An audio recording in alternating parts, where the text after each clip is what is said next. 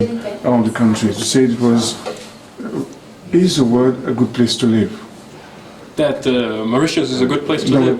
the world, the various places you visited. Okay, so far I've been to 116 countries on 4 different continents. I visited 37 countries in Europe before crossing the North Atlantic on 7 different ships.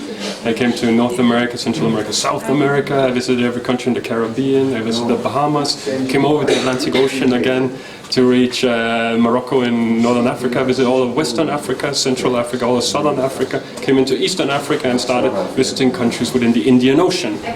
And so far I've seen many fine countries, and I think I've found a number of countries I could see myself in. So, what was your goal for doing this kind of project? My overall goal, is to try to do something which has not been done before. For me, I felt that I grew up in a world where everything has been done, everything has been said, there's nothing new to bring to the table. And I was astonished when I found out that no one had gone to every country in the world without flying. And I felt that I might have the qualifications to do something like this. And I started planning on this, and I brought some friends on board, created a name for the project. We invited the Red Cross to take partnership within it as well. And then I left Denmark in 2013, back in October. Well, volunteer, do you think being a volunteer is something important, very important, and you as a volunteer from the Red Cross? I think so. My title here is Goodwill Ambassador, but basically I am just a volunteer, if you can say just a volunteer. Volunteers are changing the world, there's no doubt. There's a lot of passion and drive with volunteers. If you're a volunteer, you're doing it because you're passionate about it to begin with.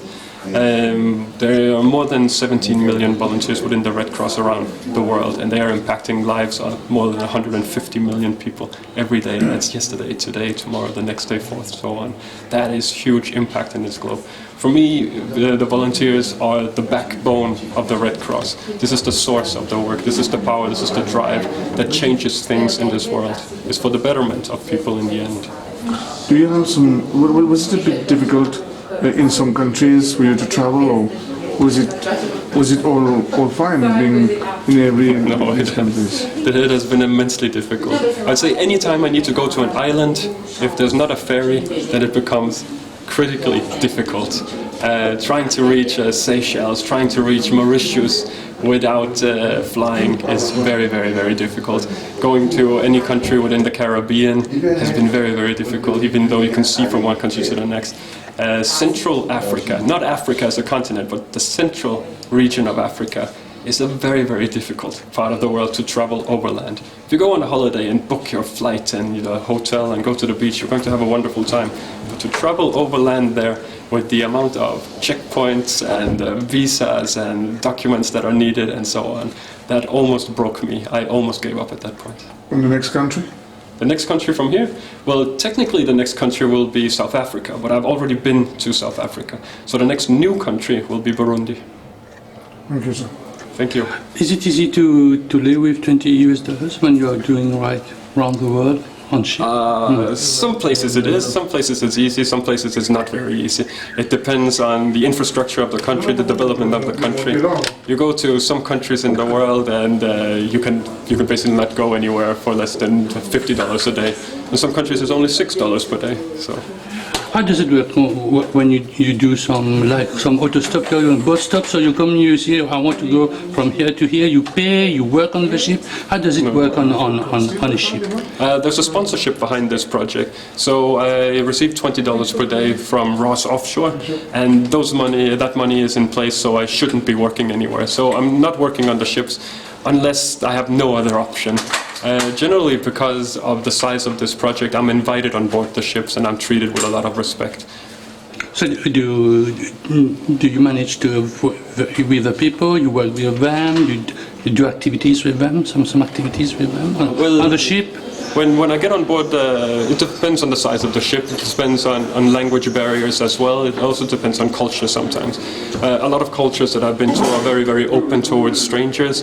It's very easy to start talking to them, interacting with them, playing games with them, and so on and so forth. On board the container ships, it becomes much more professional. They're there because of work. You have someone in the engine room because the engine needs to be running. You have someone on deck because something needs to be done there. You have someone on the bridge because they need to steer the ship. So they basically basically eat, they sleep, like in and they work. monument. Yes. What have you learned? What have you learned from start traveling? up to Mauritius? What have you learned? I have learned that the world is a better place than we give it credit for. I have absolutely no doubt. I was more cynical when I left home. I thought that things were getting worse. I thought that this might be a terrible place to bring a child into the world, that the future looked dark. And having traveled to so many countries now and been to so many different regions of the world, I've seen that people are generally a lot better than what we give them credit for. Countries are doing much better. There's much more development in the world what we give it credit for. And a lot of the bad doings or the wrongful people, or terrorists or diseases or so on and so forth, they get a lot of attention in the media, but in reality, in real life, they do not take up a lot of space. Do you want the Red Cross to have a better opportunity, a better look, a better importance in the world? Since we know the Red Cross is starting from 1900, so you want to give another position, another role for the Red Cross? I think the Red Cross has done immensely well. The Red Cross was founded in 1863 and today exists in more than 190 countries around the world. It's basically every country in the world. And with a lot of volunteers and with a lot of impact on many different levels. But I think there is more work to be done, and I would like to see that double. I would like to see the Red Cross grow. I would like to see the influence of the Red Cross grow. I would like to see more hands. I would like to see people reach out and say, I want to be a volunteer, or I would like to donate. I think there is place to reach out and help more people and finish the job. Tomorrow you're going to talk to some youth in quartier militaire. Yes. What is the message? Because when we say volunteer, they don't have an idea. They say we are working for nothing. Yeah. What will be your message? You have been to 116. Maybe it will be 28,000 times you're going to invite them to be a volunteer. Yes, well, I would say that you take part and you become a part of something. That is important in the day and age we live in. I think we're disconnecting from each other. I think we're disconnecting from family, we're disconnecting from friends. I think we're staring more into smartphones. I've been to countries where drugs have become a bigger part of life, and some of these countries you look at it and you say, what is the real issue here? And quite often it's not just because drugs are interesting or they want to fight. Many times it's because drugs, they fill a hole that are within these people, which is loneliness. People do not feel they belong, they don't feel like they have a place in society, don't feel they're accepted for who they are or who they want to be. Within the Red Cross there is a place, there is a network, we work towards the same. You meet new people, you turn strangers into friends. At the same time, you're benefiting other people, you're making the world a better place. And it's not that you have to meet at 8 o'clock in the morning or work until midnight and 7 days a week and you're not getting paid for it. You know, being a volunteer can be 2 hours here and 2 hours there. You get a cup of coffee, you sit down, you relax, and then you put some hard work into it and you make a change. You're essentially making your own country a better place. You're going to meet maybe the Facebook generation, the Y generation, as we tell it. What are you going to tell them? That come with me on ship, $20 when they leave every day. They open their eyes. They are on Facebook. They are on social media. What are you going to tell? I would like people to know that it is possible to travel for a low amount of money. I think a lot of people, they see too many objectives in front of them saying that this is impossible, I cannot do this. And two things that people often say is I don't have the time and I don't have the money. And with this project I can definitely show people money is not really the issue. I've been traveling for nearly 3 years on a very, very low amount of money. Around $20 per day is almost nothing. You can make the time. I think it's very important that we start crossing some borders.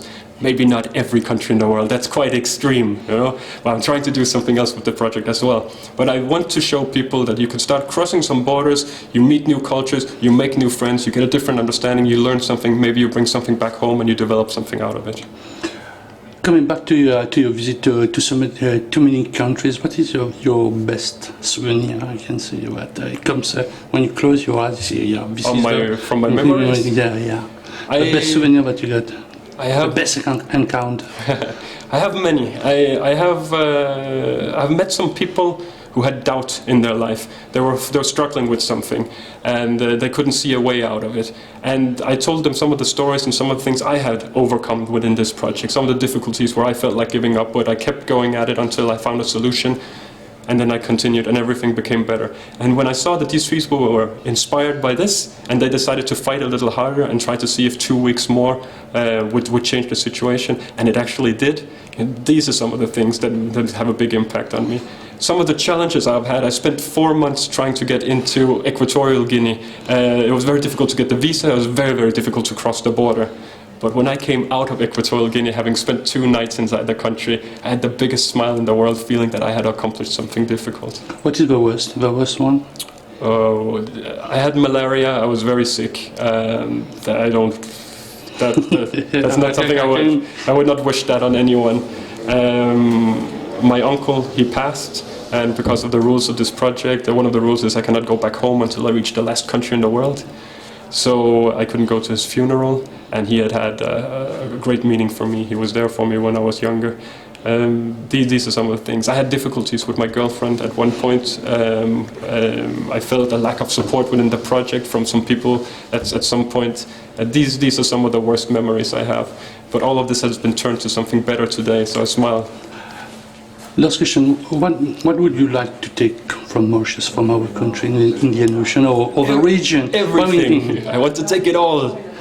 I want to be able to say that I have had a good understanding of the country, and that I have been able to share photos and stories within the social media of Once Upon a Saga, Facebook, Twitter, Instagram, YouTube, and the blog, that represent this country, so that people, they understand this is not just beautiful beaches and palm trees, this is a place where people, they live, but also have a deeper understanding about what kind of country this is. You will be writing a book afterwards on Yes. the last country? When I left home, I said... It is already written, you're taking notes, and notes from here. When I left home, I said definitely no. I said I'm not an author, I do not want to write a book, it will end up in a library somewhere and no one's going to know it's my book, it will disappear, only my mother will buy it. But at this point I have some valuable stories that I want to share with the world, and I think there's a great basis for a book. Maybe not everything I've done since the beginning, but the most important things, and get that into a book with some photos and share that with the world. Have a nice day in Mauritius. Sorry? Have a nice day in Mauritius. Oh, thank you very much. You're welcome.